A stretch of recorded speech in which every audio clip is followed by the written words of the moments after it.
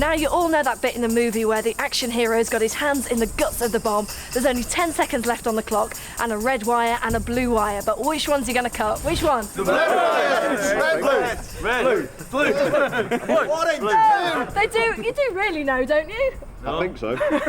These are the guys of the Northern Diving Group.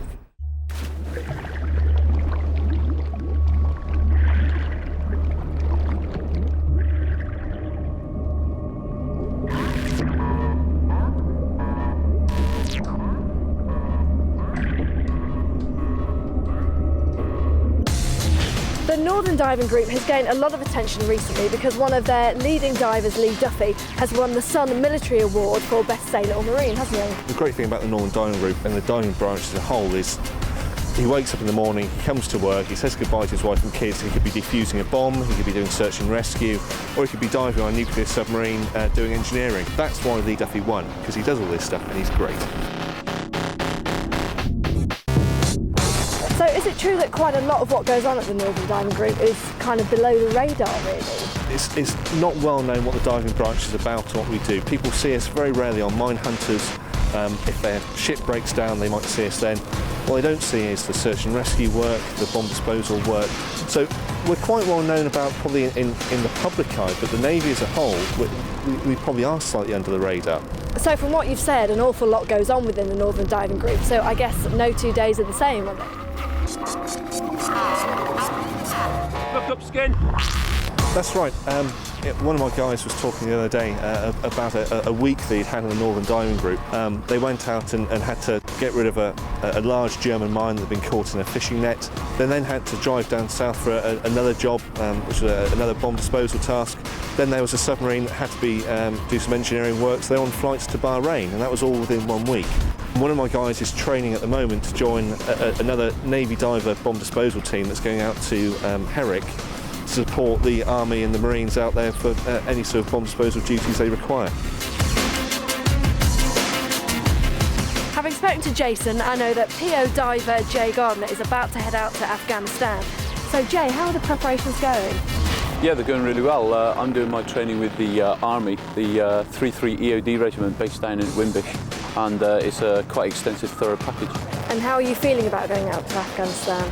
There's a few bit of nerves, but more importantly, I'll actually be carrying out a vital function out there, and I'll be carrying out one of my core jobs, so I'm looking forward to it. Jason and I are about to head off onto the diving support vessel, and you're going to put the guys through the paces, aren't you? Are you ready to go? Yeah,